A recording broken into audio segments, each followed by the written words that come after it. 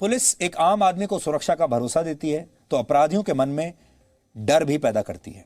लेकिन फिर भी हमारे देश में कानून की रक्षा करने वाले इन पुलिसकर्मियों को उनके हिस्से का सम्मान मिल नहीं पाता।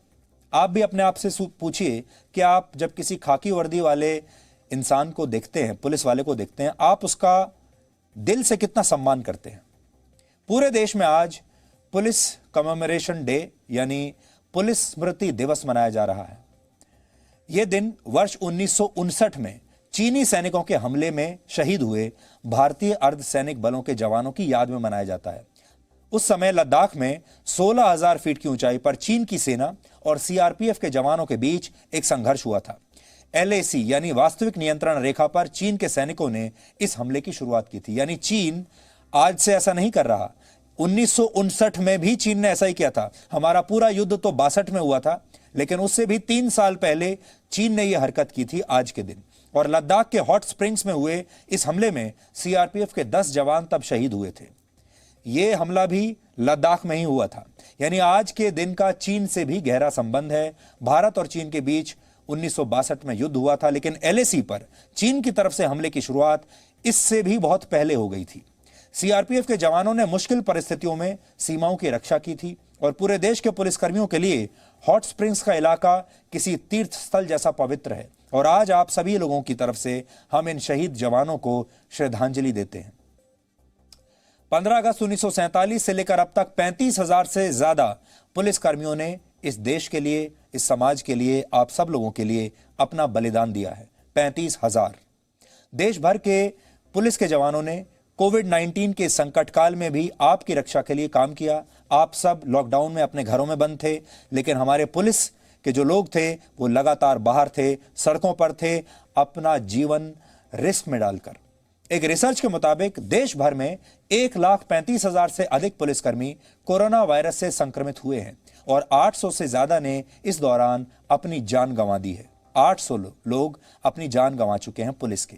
यानी आपकी सुरक्षा में पुलिसकर्मी दिन रात लगे हुए हैं। इस बलिदान के बाद भी पुलिसकर्मियों को कभी उनकी सेवा का वो पुरस्कार नहीं मिल पाता जो उन्हें मिलना चाहिए।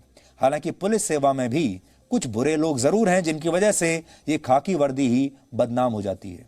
लेकिन पुलिस की छवि को खराब करने में एक बहुत बड़ा रोल हमारी फिल्मों का रहा है। आपने फिल्मों में देखा होगा, अक्सर लूटपाट या हत्या होने के बाद ही पुलिस मौके पर पहुंचती है। आपने फिल्मों में देखा होगा, पुलिस हमेशा देर से पहुंचती है। फिल्मों में पुलिसकर्मियों को रिश्वत लेते हुए भी दिखाया जाता है।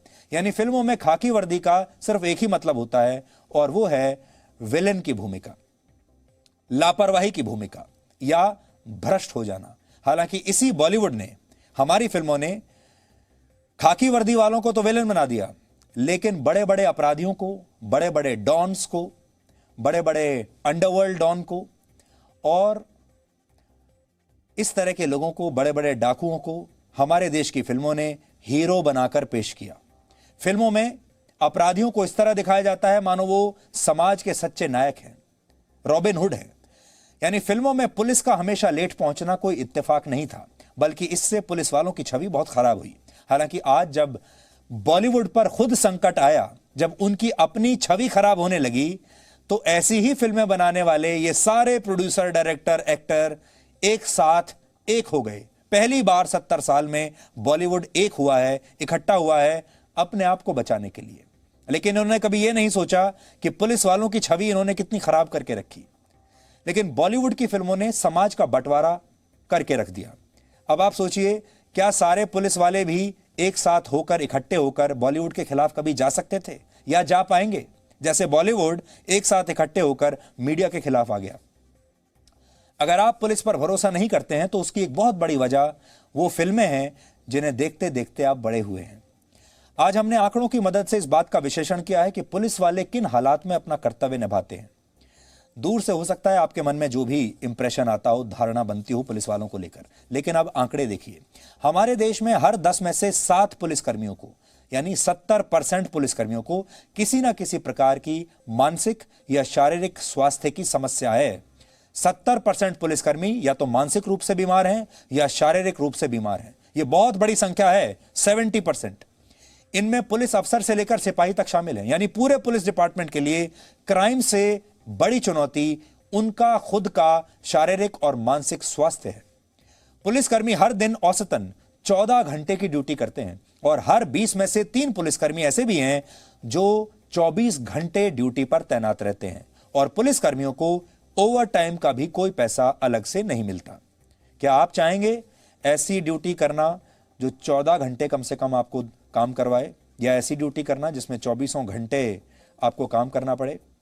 पुलिस के अलावा मीडिया की एक ऐसी ड्यूटी है जहां आप 14 से 15 घंटे हर रोज काम करते हैं और हम आपको बता सकते हैं कि दिन में 14-15 घंटे काम करना क्या चीज होती है। 7 दिन काम करना बिना रुके क्या होता है, आपके शरीर पर उसका कितना असर पड़ता है, आपके मानसिक स्वास्थ्य पर उसका कितना असर पड़ता है। अगर आप हर रोज 14 घंटे 15 घंटे काम कर रहे हैं, लगातार 7 दिन काम कर रहे हैं और आपको कोई ब्रेक नहीं मिल रहा है, आप 1 महीना करके देखिए, आपको समझ में आ जाएगा।